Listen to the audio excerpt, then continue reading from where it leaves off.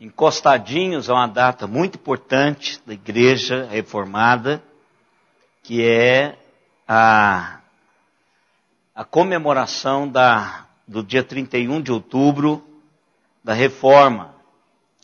E os jovens vão ter no sábado o paradoxal, abrangendo um aspecto dos pilares da Reforma, que é fé. Então, os 3 pilares da Reforma são quais, irmãos?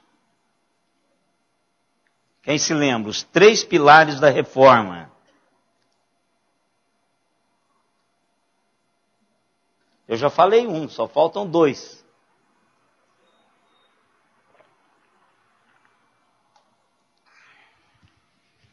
Quem se lembra? 3 pilares da Reforma, que sustentou, que foi os grandes postulados da Reforma Protestante, que teve os seus precursores, os seus executores, porque a Reforma, quando Lutero colocou as suas teses para serem vistas, mas já estava acontecendo um mover de Deus já, que é chamado pré-reforma, não é? Então, quando alguma coisa, quando Deus dá um start, significa que Ele já vem preparando todo o terreno para que aquilo acontecesse.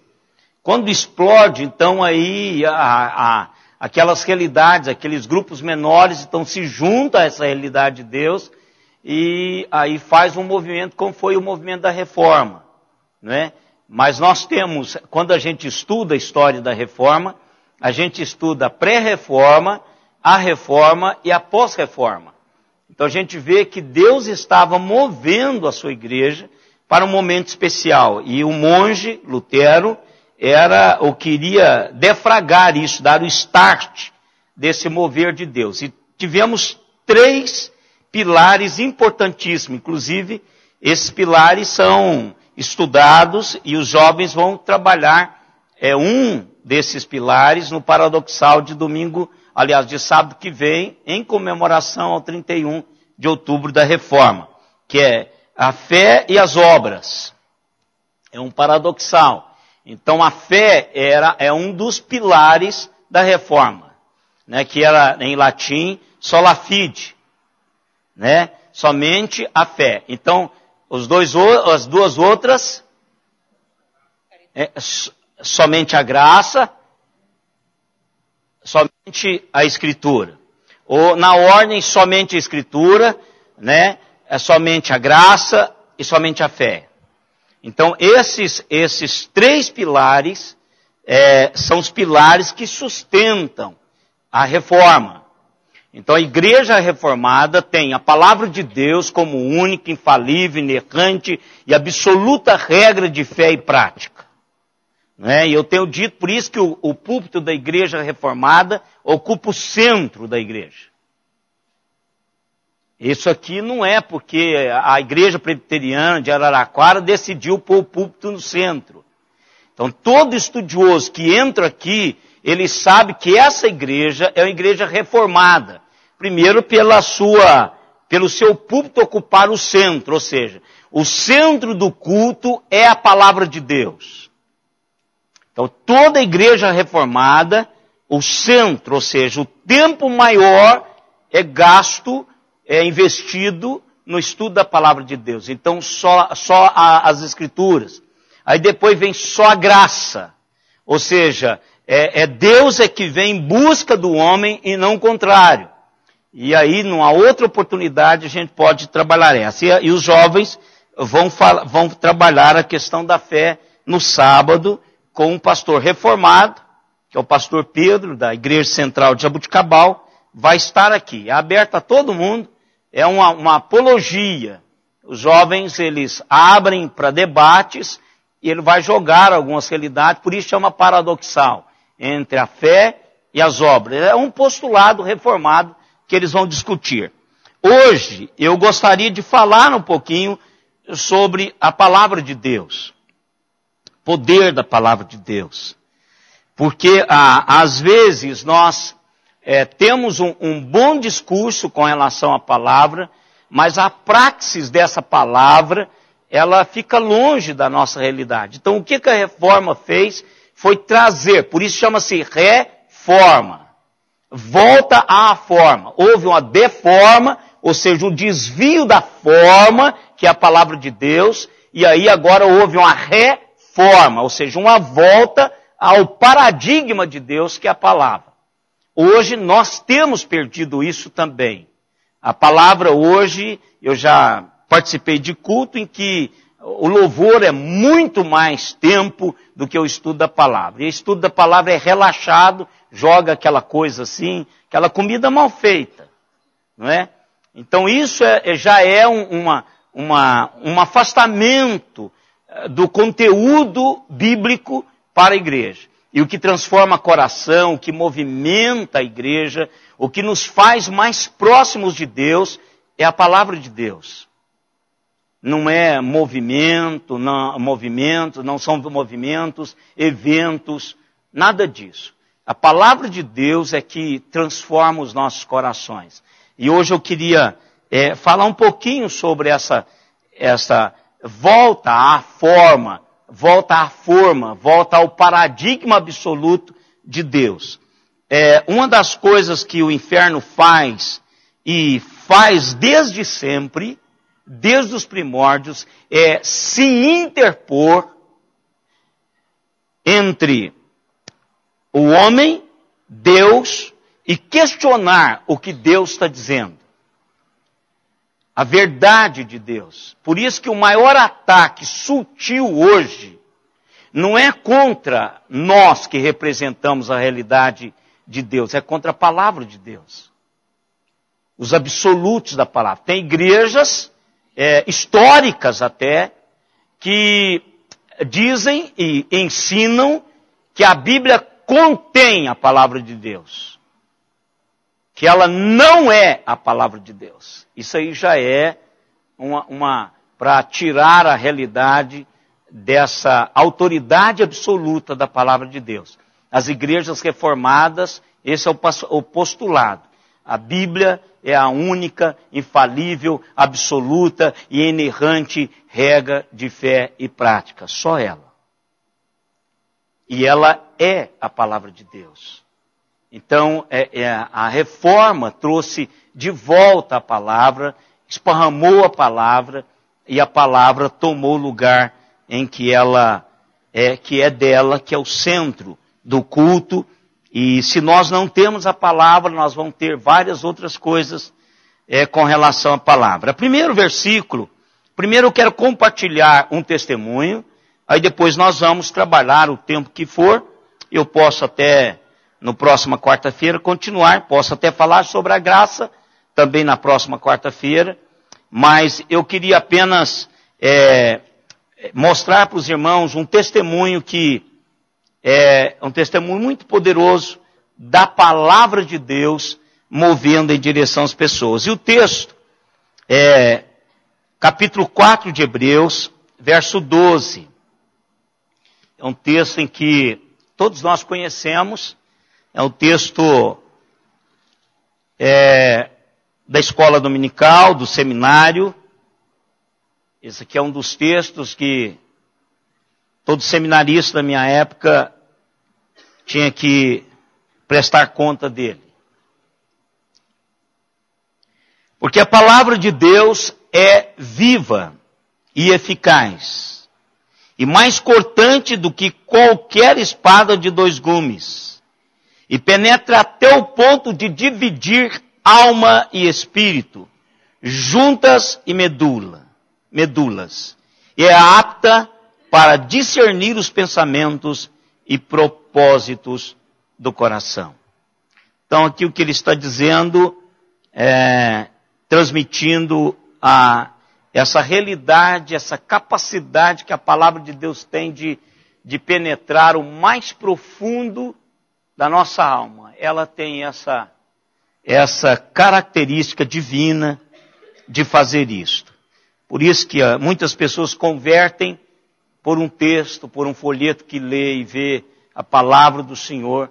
E o instrumento de Deus é a palavra.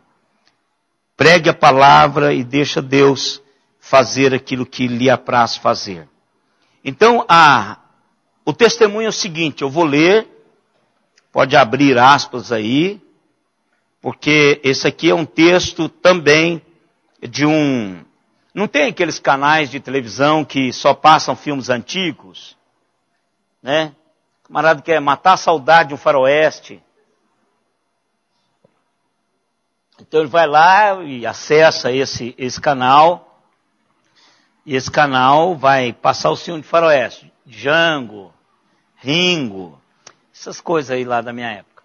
Mas também esse site é um site que eles mandam para a liderança, é um site americano, eles mandam para a liderança relatos históricos de homens que às vezes nem aparecem nas galerias, mas foram homens que fizeram diferença na evangelização e na propagação da palavra de Deus. Esse aqui até que está bem destacado, porque ele tem um memorial dele. Fora da cidade de Seul, Coreia do Sul, ou Coreia, né? Porque a Coreia simplesmente Coreia, tem a Coreia do Norte, está um memorial para os mártires da igreja coreana. Curiosamente, a primeira foto da galeria é de um galês, chamado Robert Germain Thomas. O R.J. Thomas, ele é mais conhecido, se você quiser pesquisar, é R.J. Thomas. Ele era um missionário para a Ásia, que tinha um coração grande, dilatado em direção à Coreia. Embora os estrangeiros não fossem autorizados a entrarem na Coreia, ele foi para a China, ao invés de ir para a Coreia, e esperou o tempo de Deus, e nesse tempo ele aprendeu a língua e estudou a Bíblia em chinês.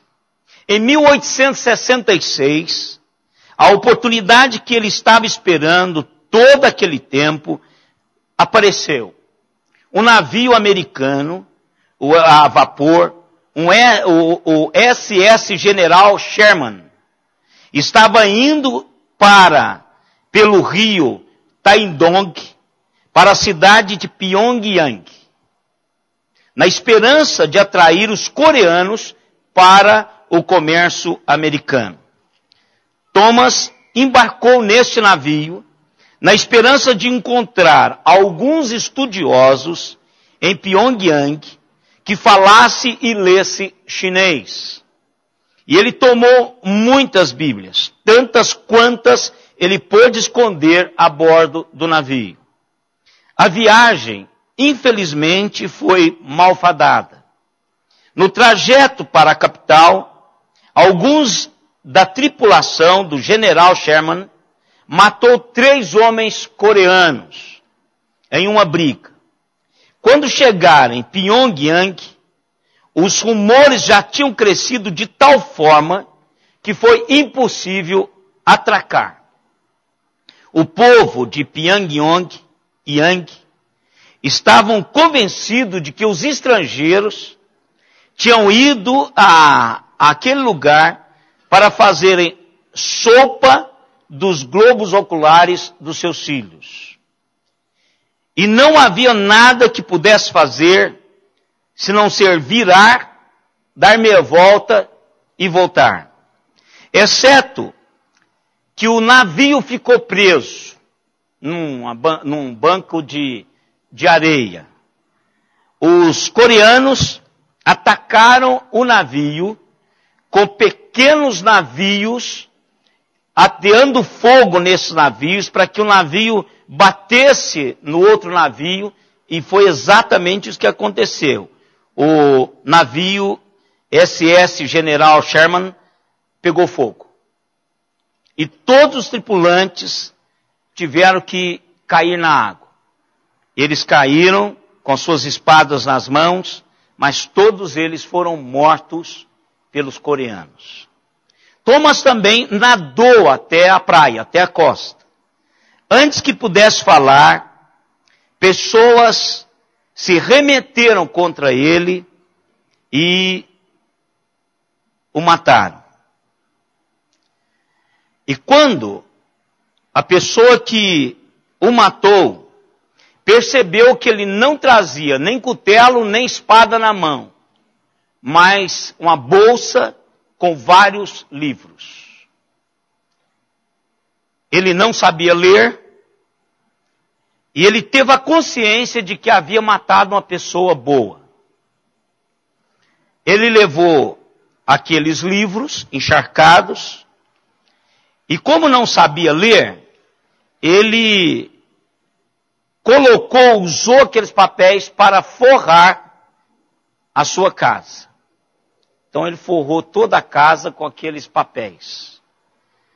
Fez papel de parede das Bíblias que ele tinha levado. E passado um tempo, ele percebeu que algumas pessoas, quando ele voltava do campo, tinha muitas pessoas na casa dele. Pessoas lendo aquelas escritas da palavra.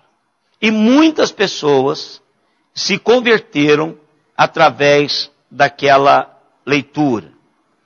E o filho dessa pessoa, 25 anos depois, auxiliou o escocês John Ross para fazer a primeira tradução do Novo Testamento para o coreano. 25 anos depois do ocorrido, o filho daquele homem ajudou o missionário John Ross a traduzir ou fazer a primeira tradução do Novo Testamento para o coreano. Poder da palavra de Deus. E, infelizmente, nós estamos vivendo num tempo em que nós não estamos trabalhando com a palavra de Deus como esse poder de transformação.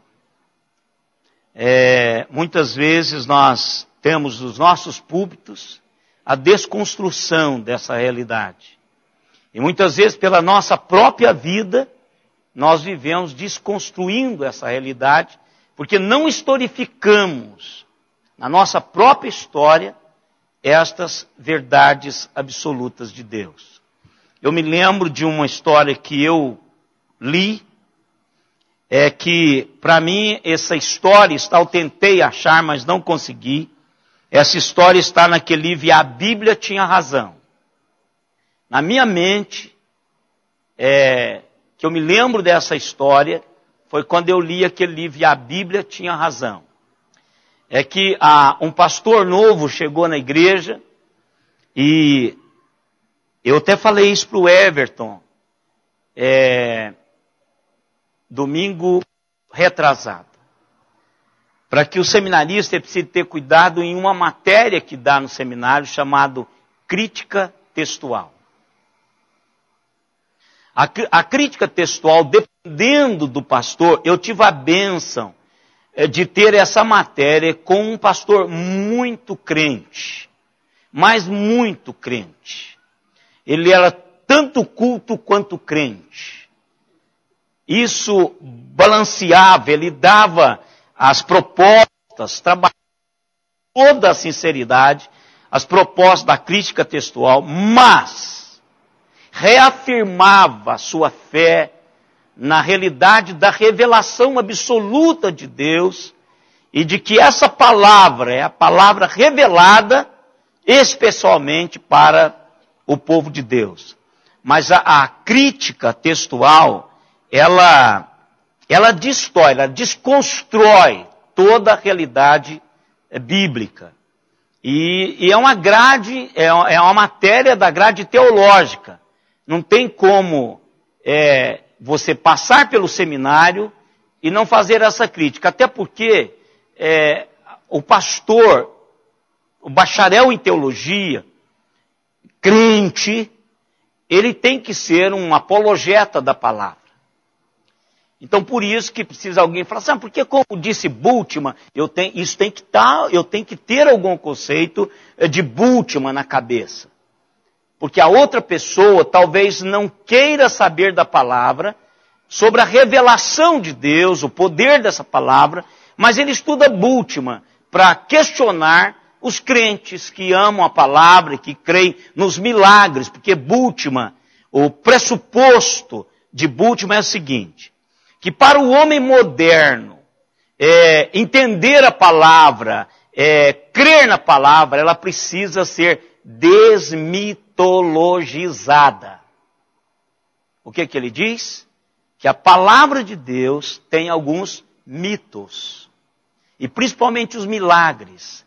Ele tinha um problema sério com os milagres de Jesus, os milagres relatados na Bíblia. Então, esse pastor passou por lá e deixou-se impregnar pela crítica textual. Então ele falava assim, olha, esse texto não consta nos mais antigos manuscritos. Tudo bem.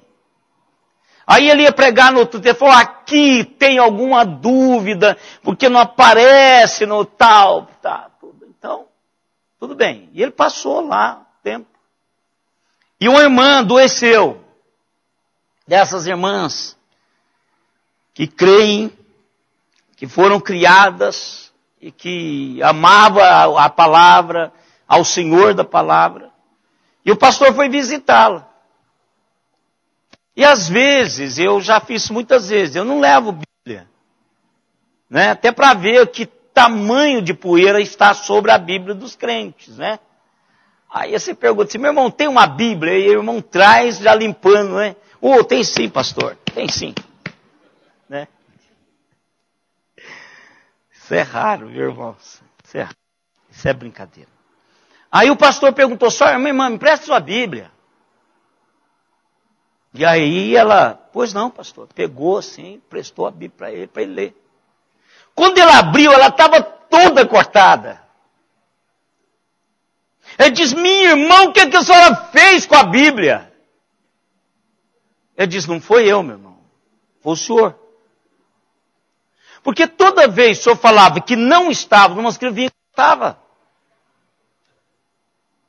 Mas se não estava, o que está fazendo na minha Bíblia? Então, às vezes, nós destruímos através da nossa vida, através da nossa prática. E como nós fazemos? Hoje há uma enxurrada de informações que há veneno na panela. Pessoas que jogam ideias, que são ideias delas, que não há um estudo sério, com temor e tremor da palavra, não são exegetas, não são hermeneutas, e jogam, olha, para mim pai joga. Isso é irresponsabilidade. Agora, existem incautos navegantes que essa abordagem da Bíblia acaricia uma tendência já da pessoa. Então, o que ela faz? Opta-se por essa opção, por essa interpretação da palavra de Deus. Por isso que a reforma chegou nesse momento por causa da deturpação da palavra. A palavra de Deus foi tirada da mão dos leigos. Então a palavra de Deus, ela era interpretada por profissionais. Então o povão não tinha acesso. Então volta-se a palavra para que essa palavra fosse dada a todo mundo. E todo mundo estudasse essa palavra. E a palavra fosse ensinada, discutida, aprendida, trabalhada exaustivamente, até que todos nós possamos crescer e ter o conhecimento dela. Então, eu quero começar com os irmãos, antes de ler o texto, trazendo quatro questões fundamentais da reforma, que tornaram-se 4 questões fundamentais do protestantismo. Claro que essas questões estão construídas sobre a palavra, sobre aquelas três princípios, e principalmente a palavra, que 2 deles emanam do conhecimento da palavra, que é a fé, a graça e a fé. Então, 4 perguntas básicas que o protestantismo, a reforma, trouxe luz. Lutero fez isso. Como a pessoa é salva? E aí, no seu discurso, ele diz, salva de quê? Se você aprofundar um pouquinho mais, ele vai dizer como é que a pessoa é salva, e essa pessoa é salva de quê? Ele responde também. Segunda realidade, onde é que a autoridade religiosa se estabelece, ou se firma? Ou seja, em que chão eu estou apoiado para afirmar o que eu estou afirmando? Isso crer é também pensar. Isso é John Stott. Então, a fé reformada é uma fé que leva a minha cabeça junto com o meu coração e minha alma. Eu creio pensando. Eu não anulo a minha capacidade racional para crer nessa realidade que Deus propõe na sua palavra. Crer não é um pulo no escuro. Vou pular para ver se vai dar certo. Não é. Não é? É igual aquela do professor universitário, que eu até contei ontem no Ministério Dorcas. O senhor tem certeza que o senhor vai para o céu? Tenho certeza.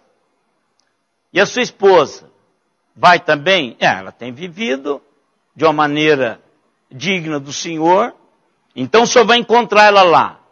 Eu pretendo, ela precisa, a salvação é individual, e pelo jeito sim, nós vamos nos encontrar.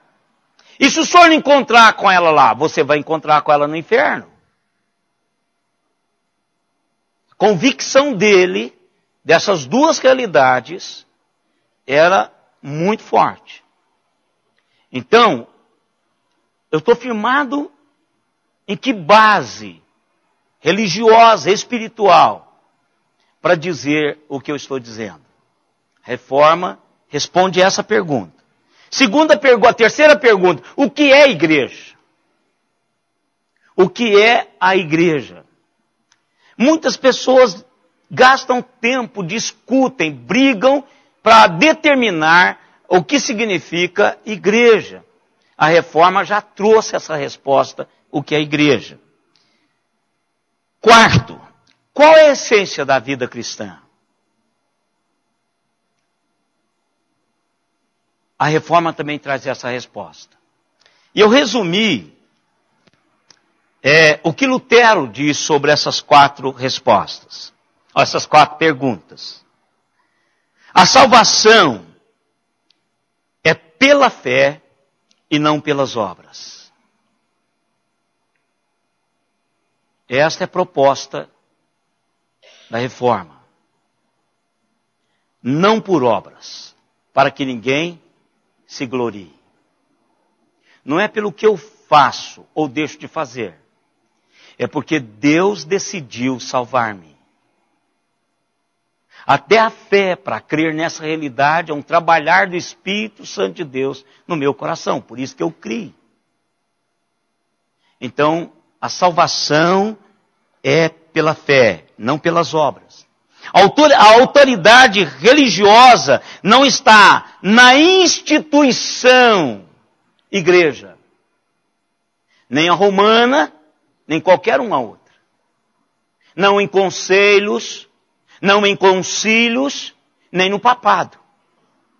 E aqui é o que ele bate, que é a briga lá com a questão do papado.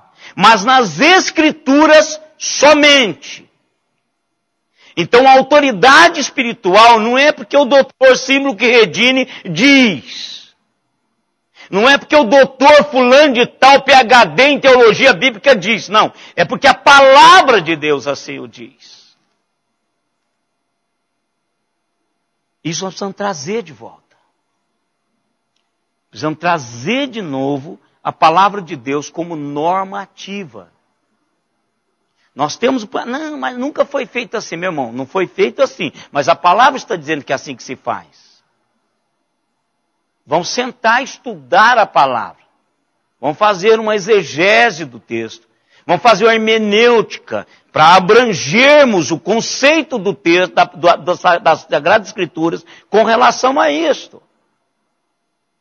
Aí a gente senta com seriedade, estuda a palavra e traz o que a palavra de Deus diz que é para fazer. Então, as Escrituras é autoridade religiosa. Veja como que isso é muito importante. Se o inferno tira isso dos nossos púlpitos, se o inferno tira isso da cabeça dos nossos líderes, se o inferno tira isso dos crentes, ele vai dançar e rolar em cima da igreja. Porque nós vamos ter pessoas com opiniões, é o que aconteceu com Jesus. O que aconteceu na época de Jesus? Pessoas que eram doutores da lei, mas que não estavam entendendo nada com a revelação maravilhosa e absoluta de Deus em Cristo Jesus. Nada. Jesus teve uma dificuldade tremenda para provar para as pessoas quem ele era. Para cultos, Nicodemos, etc., e para os que não eram tão cultos assim, que já eram para ter tido uma formação bíblica acerca do Messias. E o aguardar esse Messias a qualquer momento. Jesus teve essa dificuldade, não é? A igreja é todo o povo de Deus. Todos os crentes são sacerdotes diante de Deus. E esse postulado se chama sacerdócio universal dos crentes. O que quebra aqui? E é difícil a gente entender isso. Principalmente que nós somos uma cultura católica romana. O Brasil é uma cultura católica romana. E aí, a gente não se porta enquanto sacerdotes. Por exemplo, qualquer um membro da igreja pode orar diante de Deus uns pelos outros. Mas se o pastor não for lá e não orar, não teve graça. Pastor, mas meu irmão presbítero foi. Não, mas o senhor não foi, o senhor precisava ter ido lá. Então pensa, o que está embutido nessa realidade?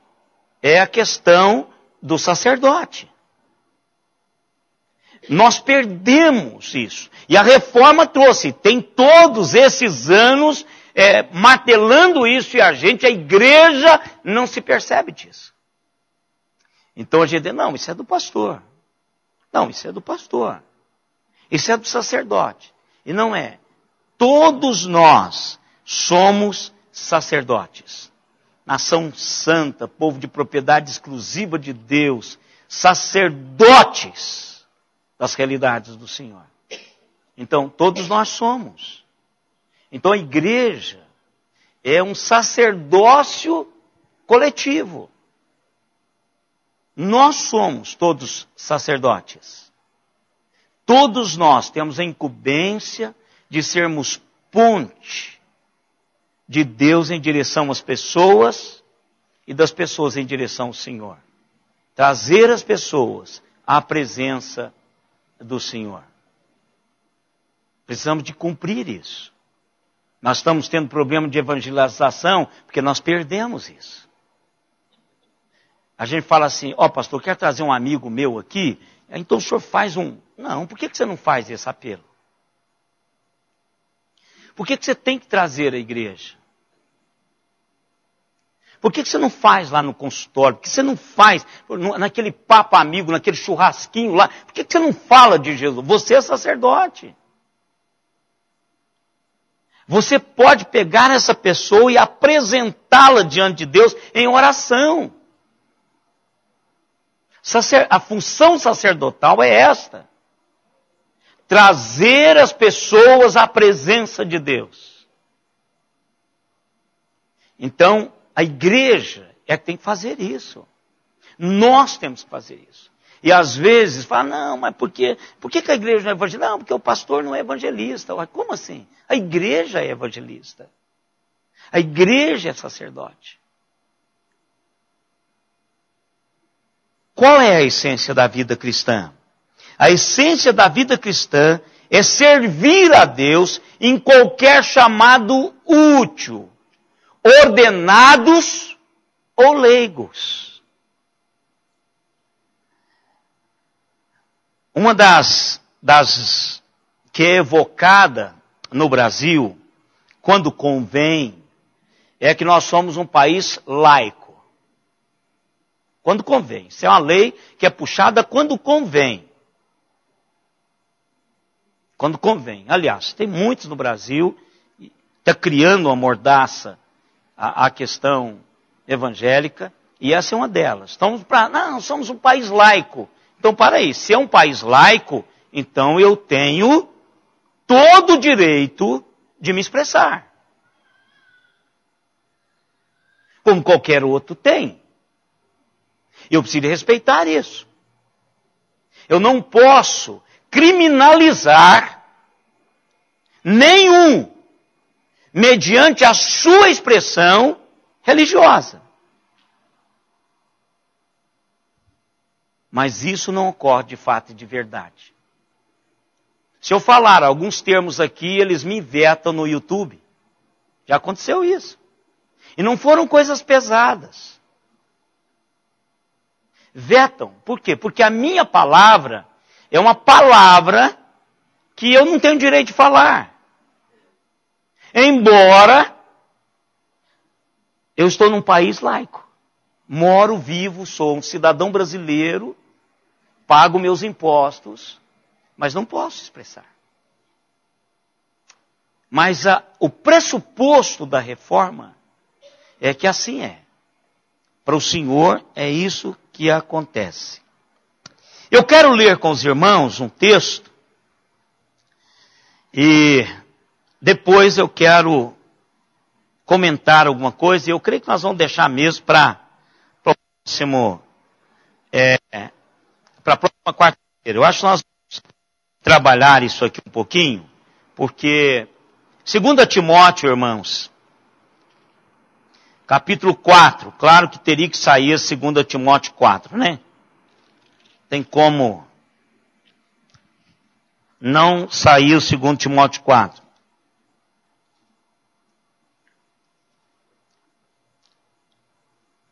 Porque é aqui que nós quebramos essa questão da palavra.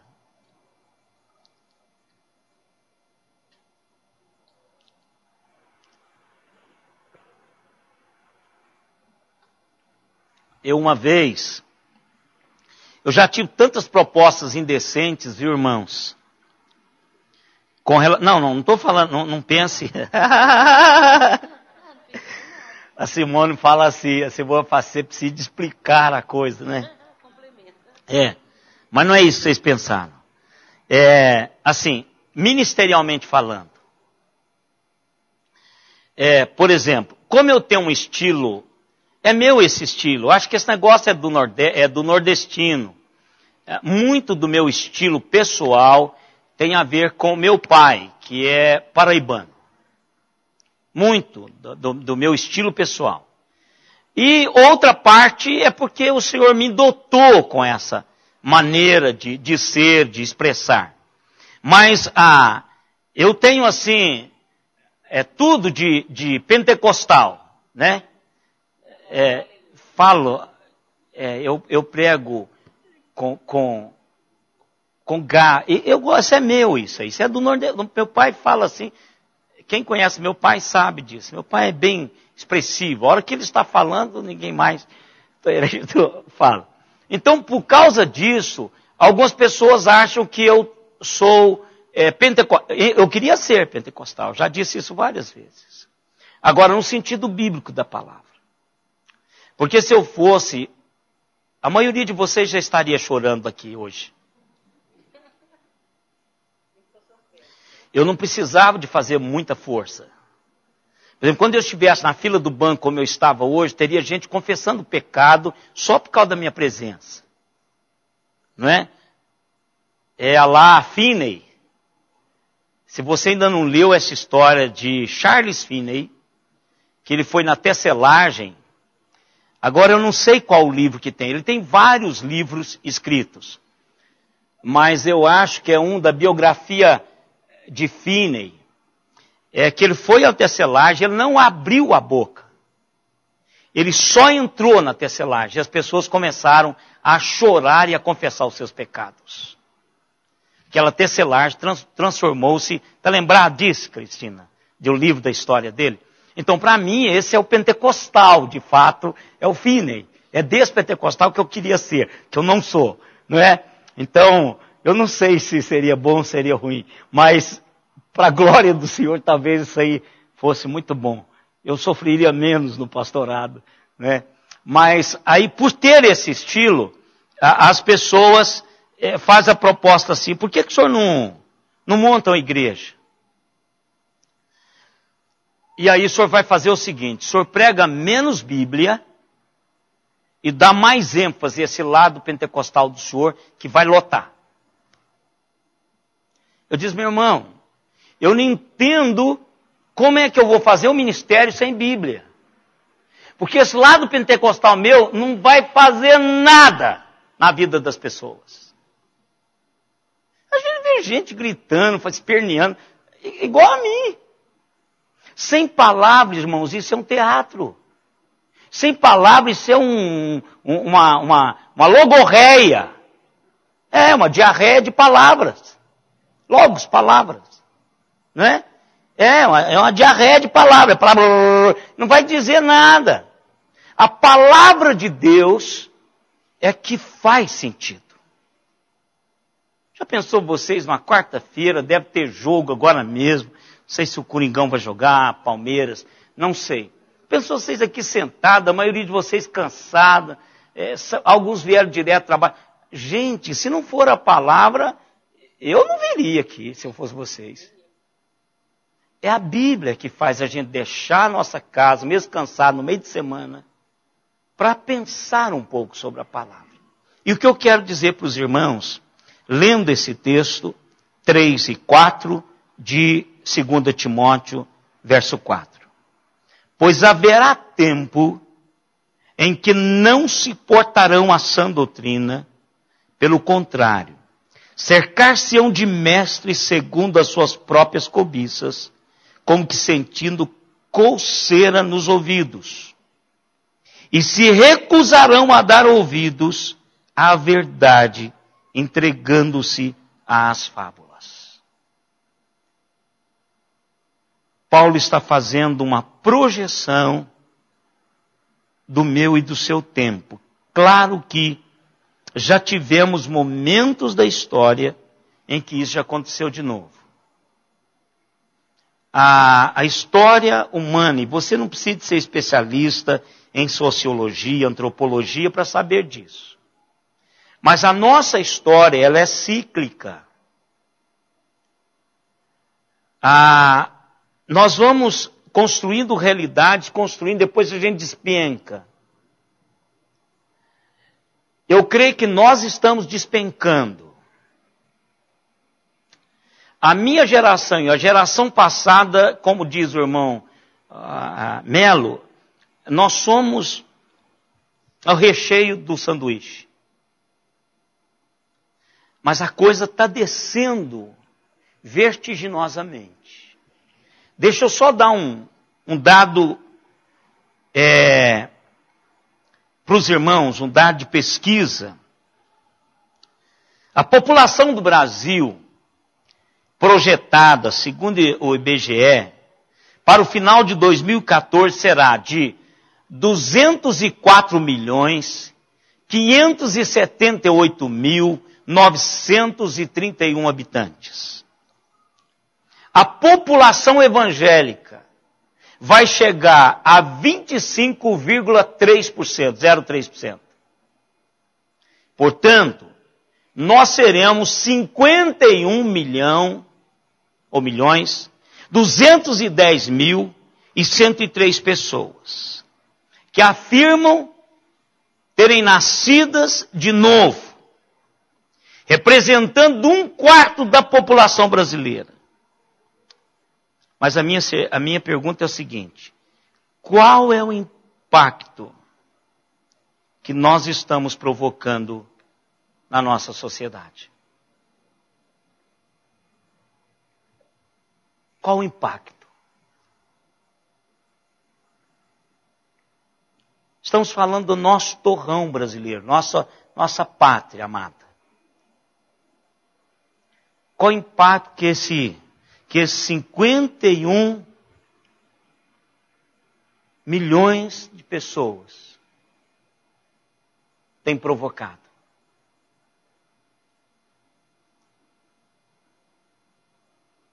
Todos os lugares. Ou nós somos conhecidos no Brasil como o povo que rouba dinheiro, que vende indulgência moderna. Irmãos, eu fico pensando assim que às vezes, aquilo que se relata lá em Juízes 21, dizendo que o povo, cada um fazia o que achava que era certo. É só você dar um giro. Se você tem um pacote na sua televisão, eu acho que não tem. Acho que as programações evangélicas no Brasil, toda é televisão aberta, não é? Eu acho que tem nenhuma fechada. Mas dá um giro um pouquinho para vocês ouvirem o que está sendo pregado. Aliás, o evangelho que está sendo visto. Porque esse é o evangelho que o conceito que o brasileiro tem de evangelho é esse da televisão. Tirando assim raríssimas exceções, em raríssimas ocasiões, você vê uma exposição séria, comprometida com a palavra de Deus e não com a sua bandeira, e não com o seu boteco, e não com a sua empresa. Raríssimas vezes. Então, às vezes, eu sinto assim, não é que nós estejamos sem um rei. Nós perdemos o nosso referencial. É isso, o rei ali em Juízes é alguém que pudesse dar um direcionamento. A palavra de Deus, irmãos, é para isso. É para dizer para a igreja do Senhor Jesus Cristo como fazer. É para aferir a nossa vida. Por que a gente precisa ler a palavra de Deus? Para aferir as nossas vidas. A Bíblia, ela afere a minha vida todos os dias. E eu não estaria onde eu estou se não fosse a aferição da palavra do Senhor todos os dias. Eu vivo num ambiente cultural, eu vivo num ambiente nacional, nocivo à minha vida com Deus. Então eu preciso de ir à palavra todos os dias, para que essa palavra me coloque de novo na linha. Que diga para mim, que Deus fale para mim, o que é que eu estou fazendo. Alguém diz assim para mim: pastor, por que você não manda as suas meditações? Eu tenho muitas meditações e algumas eu escrevo. Eu disse: você não vai entender nada. Não vai. Se eu der para minha esposa, bem, leia aqui o que Deus está me falando, e a baleia fala assim, é mesmo, legal. Não dá, não é para ela, é para mim. Porque Deus está aferindo, está trazendo-me de volta à realidade que Ele quer para a minha vida. Por isso a importância de lermos, cada um ler a sua Bíblia. E o Espírito Santo de Deus vai lhe dar o que você precisa naquele dia, para aferir. Pode ler, leia com a mente aberta, deixa Deus trabalhar a sua vida. E o que eu acho, irmãos, é que nós perdemos. Por exemplo, pensa você hoje. Exceto alguns líderes locais. E isso, irmãos, a gente tem de norte a sul. Gente, o que tem de homens simples e mulheres simples, que os seus nomes jamais vão passar pelos anais memoriais da igreja evangélica no Brasil, mas são homens e mulheres fiéis à palavra de Deus, espalhados por todos os lugares. Claro que provocando uma sombra pequenininha, mas é isso que são os 10 que Deus ainda não consumiu esse país. Aqueles 10 fiéis lá, que juntando, Deus diz assim, por amor a estes, que são fiéis a mim, eu vou dar mais um tempinho. Né? Mas, irmãos, pense você, qual o ícone nacional que nós temos de exposição bíblica fiel? Nacional. Não tem. Não tem. Nós temos camaradas que brigam por postulados ditos evangélicos. Mas assim, que abro a Bíblia e diz, vamos falar aqui sobre o que a palavra de Deus diz. Você não tem. Os que poderiam fazer isso, porque tem bagagem teológica e conhecimento para fazer, a hora que tem oportunidade, estraga. Eu fico com vergonha, empalidece. Engraçado, e essa frase é dele. Quando nós aparecemos, nos empalidecemos. Essa frase é dele, eu ouvi essa frase em 1982 no Recife. Naquele momento, 82, eu acho que foi 82, no momento do escândalo do Jim Swaggart. Contava aquele momento, Jim Swaggart pecou, então todo mundo vai dar uma mensagenzinha, né? Aí eu ouvi daquela pessoa que apareceu e empalideceu, dizendo assim, quando nós nos aparecemos, nos empalidecemos. A gente fica com vergonha, diz, puxa, esperava muito mais e coisas consistentes, num momento nacional, num programa fantástico. Gente, o que custava pegar aqui? Me chama para... Eu não vou mesmo. Porque não é o meu... A minha sombra é aqui, pequenininha. Mas nós não temos. Então eu fico pensando, se o pessoal cada um vai para lá, cada um... Começa a conversar entre nós. E eu acredito, irmãos, que nós temos uma exposição bíblica séria. Nós temos. Em todos os níveis. Nosso departamento infantil é fantástico. Eu fico olhando o material, as nossas congregações têm irmãos zelosos, e ainda você encontra conversa entre irmãos, você diz, eu não acredito, Senhor do céu, aonde essa pessoa arrumou isso?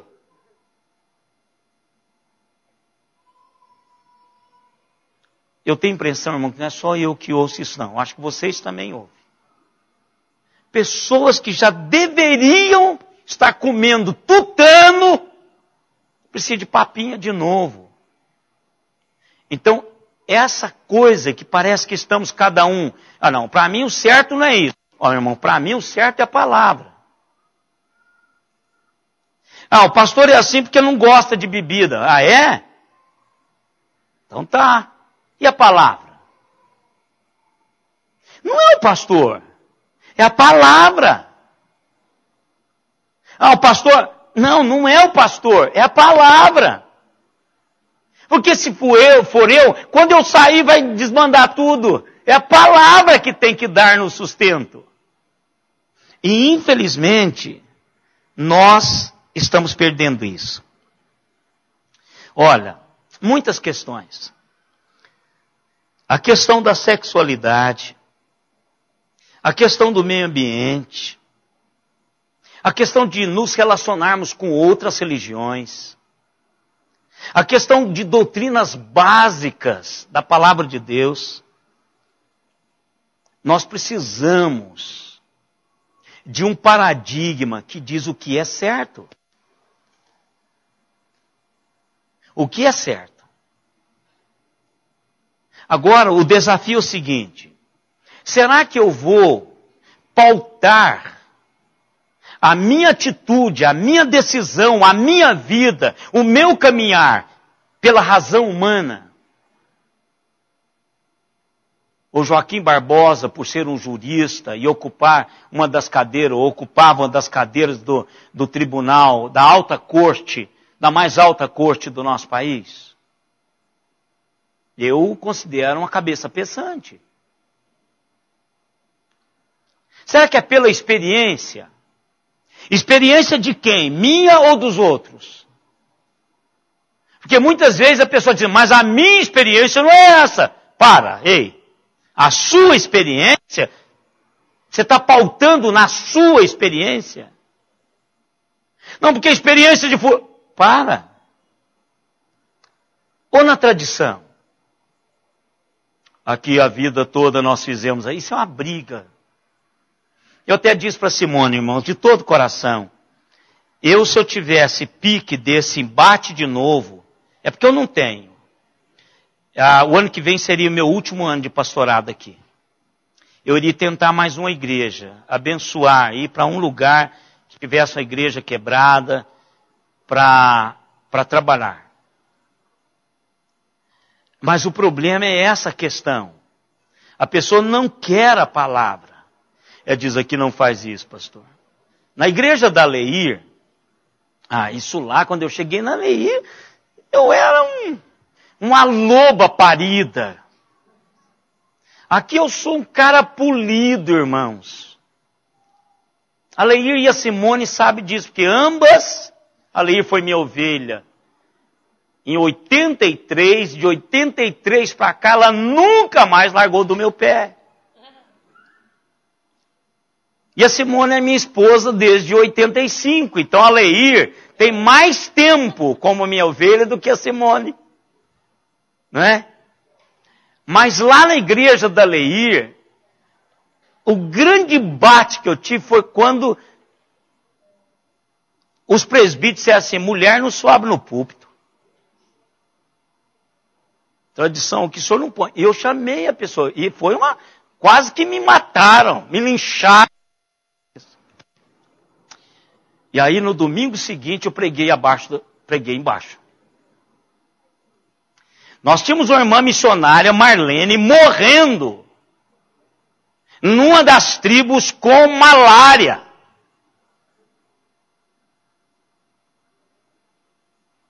Gente, eu disse lá embaixo, falei, gente, eu também não posso, não sou digno de subir lá. Porque a pessoa que subiu, que era a esposa do irmão, qual é o nome dela? Edith, a irmã Edith. Ela era presidente da SAF. É uma pessoa boníssima, crente, piedosa, com a família quase toda na igreja. Gente, se essa mulher não pode subir lá, eu vou descer. Eu disse, irmão, vou pregar aqui de baixo, porque aquela época eu batia de frente. Porque os presbíteros, o conselho da igreja, diz que mulher santa não pode subir lá. Mas a Marlene pode morrer na tribo. Foi cuspiram, lá foi o embate, o negócio lá foi feio. Mas graças a Deus foi uma bênção. Foi uma bênção lá. Então, irmãos, essa tradição que é um dos problemas. A gente perde isso aqui de vista. Nós que somos mais velhos de igreja, quantas vezes nós tivemos momentos de profunda dor, porque alguém levantou aqui, mas não é bíblico. Eu levanto, irmão, qualquer pastor que pregar, que eu entender que ele não está denegrindo a palavra. Eu já fiz isso aqui, pouco tempo atrás. Falar qualquer coisa que eu percebo que o cara está jogando alguma coisa para que a minha igreja desconsidere qualquer coisa, ou depois, ou no próximo mensagem eu prego sobre o tema que ele colocou. Dizendo o que a Bíblia diz. Por quê? Porque às vezes a gente quebra a ciência. Será que é a ciência? Alguns novos profetas, bispos, apóstolos, pastores, gurus da teologia moderna? Será que nós vamos basear nessas pessoas ou na Bíblia? Ou na Bíblia? Na Bíblia. Agora, para fazermos isso, nós precisamos de estudar essa palavra, conhecer essa palavra. E nós precisamos fazer isso, decidir por uma autoridade. Mas com que autoridade? Então é isso que nós vamos estudar na próxima quarta-feira. Eu só quero dar uma pista para os irmãos que Jesus Cristo viveu sob autoridade. E nem por isso ele deixou de ter autoridade. Então, a igreja de Jesus, nós precisamos, irmãos, voltar à palavra. Vamos aproveitar esse tempo de reforma para a gente pensar na palavra. Vamos ler a palavra, vamos orar, vamos buscar a palavra, vamos aproveitar momentos. Olha, as pessoas estão carentes de momentos de conversa. Vocês já ficaram numa fila e viu tanto que as pessoas se conversando com a gente? Você puxa uma conversinha assim, não, mas está seco, hein? Aí o cara dispara, porque eles querem conversar. Eles não conversam mais por causa da televisão, os meninos não falam mais com eles. Então ele quer conversar com alguém. Aproveite esse tempo. Fale sobre a palavra.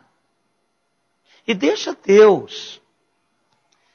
Há um versículo que eu gosto muito dele, irmãos, e que às vezes eu até fico frustrado com a maneira como eu expus a coisa. Eu precisava de ter uma intrepidez. Às vezes isso acontece. E na maioria das vezes isso acontece. Eu chego em casa e falo, puxa vida. Porque eu repasso, irmãos, toda a mensagem depois. E assim, quando eu estou muito cansado, eu sonho com ela ainda. Né? Eu até brinquei com a Simone. Simone, eu acho que eu vou trocar meu dia de descanso. Segunda-feira eu estou com os 4 pneus arriados, eu não consigo fazer nada. Fala, vou trocar meu descanso. Eu vou fazer uma visita na segunda, vou fazer alguma coisa, eu vou descansar no outro dia, porque eu não consigo fazer nada.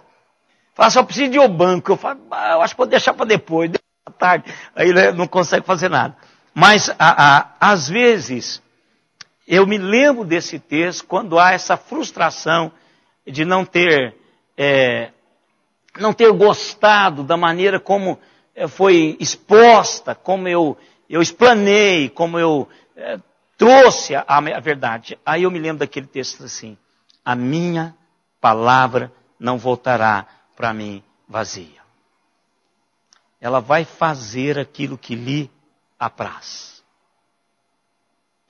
É isso. Então, se eu não prego a palavra, se eu não exponho essa palavra, então o que vai acontecer, irmãos? Eu vou ficar frustrado todo dia. Fala, puxa, não tem, né?